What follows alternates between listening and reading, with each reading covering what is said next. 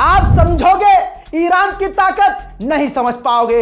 अब समझो, एक ईरान की मिसाइल को रोकने के लिए अमेरिका 6 इंटरसेप्टर मिसाइल दाग रहा है। आसान जबान में समझिए, ईरान की मिसाइल आ रही है और इधर से उसे रोकने के लिए बौखलाहट में अमेरिका 5-6 मिसाइल दाग रहा है कि कोई तो लग जाए साला, कोई तो लग जाए, कोई मिसाइल ईरान की मिसाइल को रोक दे। अब इजराइल अमेरिका के माथे पर पसीना आ रहा है, तार गलत छेड़ दिया है।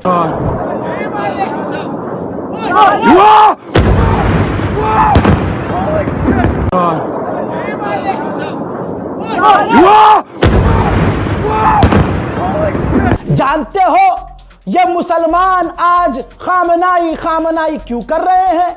ये रजा खामनाई क्यों करता था और क्यों करता रहेगा? ईरान के सुप्रीम लीडर के रिप्रेजेंटेटिव जो इंडिया में हैं, उन्होंने ANI पर इंटरव्यू दिया और बताया, जो मैं पहले ही बता चुका था, लेकिन सोर्स है।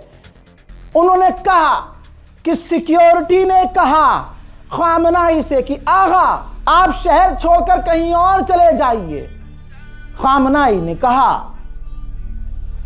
कि तुम 90 मिलियन लोगों को कहीं और शिफ्ट कर सकते हो?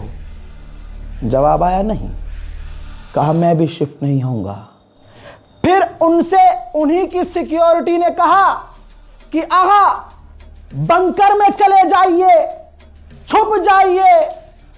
आगा ने कहा नहीं, मैं अपने घर में ही रहूंगा। मेरे दोस्तों, अपने घर में थे, बता दिया गया था कि हमला हो सकता है। अमेरिका ये कह रहा है, थोड़ा सेफ्टी पर ध्यान दीजिए। खामनाई ने कहा ना, ये जब 90 मिलियन लोग जमीन के नीचे नहीं जा सकते, मुल्क छोड़ नहीं सकते, तो मैं अपने लोगों से मिलना क्यों बंद करूं? वो मिल भी रहे थे लोगों से, वो मिल भी रहे थे।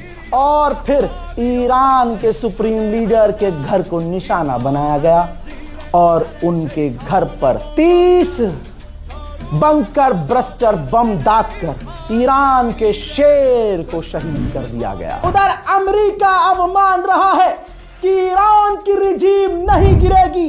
रिपोर्ट देखिए, पेंटागन, अमेरिका के डोनाल्ड ट्रंप की टीम, एक्सपर्ट, कमांडर, अब सबका मानना यह है कि ईरान की रिजीम नहीं गिरेगी, बल्कि यह जंग खतरनाक मोड़ पर जा चुकी है।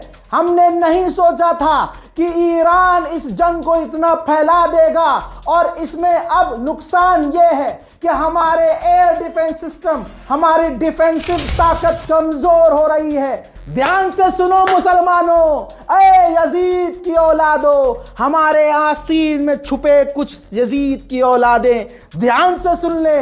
खामनाई भले इस दुनिया में ना रहे, लेकिन आज दुश्मन 24 घंटे के अंदर कह रहा है कि हम ईरान की रिजीम को नहीं हरा सकते, ईरान की रिजीम को गिरा नहीं सकते। अल्लाह अकबर।